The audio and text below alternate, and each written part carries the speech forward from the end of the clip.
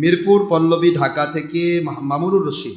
হুজুর আমার সালাম নেবেন, আমি আপনার একজন মুরিদ। মাশাআল্লাহ, আল্লাহ আপনার রহমত করুন। আপনি প্রতি নামাজের সেজদায় যে 3 বার সুবহানাল্লাহ বলার পর সুবহানাকা আল্লাহুম্মা রব্বানা ওয়া বিহামদিকা আল্লাহুম্মা গফিরলি এবং 2 সেজদার মাঝখানে রব্বিগফিরলি বলা যাবে কিনা? প্রতি নামাজের শেষে বৈঠকে দোয়া মাসুরা পাঠ করার পর অন্য কোনো দোয়া পড়া যাবে কিনা? প্রশ্ন তো আসতে আছে, এক প্রশ্নে আসলে আরেক প্রশ্ন হেরে যায়, প্রশ্ন তো ঢুকতেই থাকে। তো এখানে বাবাজি আপনি প্রশ্ন করেছেন, প্রশ্নগুলি যে সমস্ত তাসবিহ নামাজে নয় না, এগুলি রাখবেন সেজদা এবং রুকুর মাঝখানে, রুকু তাহলে কিন্তু কি হবে? নামাজ ফাসেদ হবে আমাদের আহলে সুন্নাত ওয়াল জামাতের আকীদায়।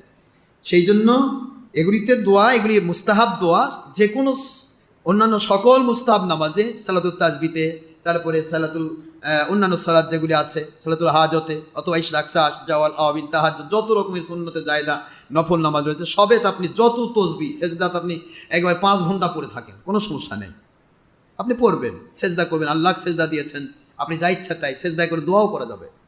কিন্তু ফরজ ওয়াজিব সুন্নতে মুআক্কাদার ভিতরে কোনো প্রকার এদিক সেদিক করা যাবে না। যে কোনো দোয়া আপনি অন্য নামাজে পড়তে পারবেন।